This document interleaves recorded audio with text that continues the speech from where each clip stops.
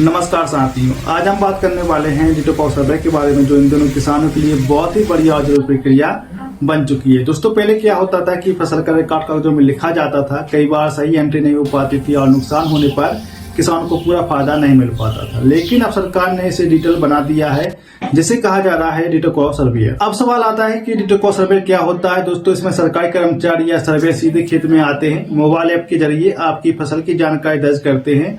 वह देखते हैं कि खेत में कौन सी फसल बोई गई है, कितने क्षेत्र में बोई गई है और फसल की स्थिति कैसी होती है। यह जानकारी सीधे ऑनलाइन सिस्टम में चली जाती है और यानी रिकॉर्ड अब हमेशा के लिए सुरक्षित हो जाता है। इस प्रक्रिया में डिटोकॉ सर्वेयर की बहुत ही बड़ी भूमिका होती है। डिटोकॉ सर्वेयर वह व्यक्ति होता है जो खेत में आकर सही जानकारी दर्ज करता है। वह खेत में लोकेशन, खसरा नंबर, फसल का प्रकार और फसल की अवस्था को ध्यान में जांचता है।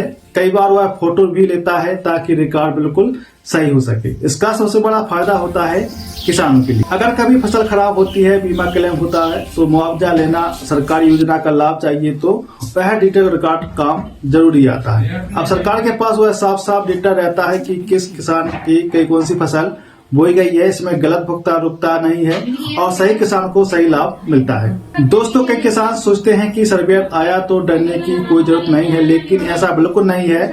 डिटोकॉ सर्वे का मकसद है किसानों को परेशान करना नहीं है, बल्कि किसानों की फसल की सही रिकॉर्ड बनाना है। अगर आप सही जानकारी देंगे तो आगे चलकर आपको सही फायदा मिलेगा। इसलिए जब भी डिटोकॉ सर्वेयर आपके खेत में आए तो सहयोग करें, सही जानकारी दें और आपकी फसल दिखाएं। याद रखिए दोस्तों, आज जो डेटा बन रहा है वही कल आपके हक की गारंटी बनेगी। डिटोकॉ सर्वेयर भविष्य की खेती है, नींव है, और जहां किसान का रिकॉर्ड साफ होता है, पारदर्शिता होती है, वही लाभ मिलता है। अगर आपको यह जानकारी उपयोगी लगी हो तो वीडियो को लाइक करें और शेयर करें ताकि सही जानकारी आप तक पहुंच सके। धन्यवाद।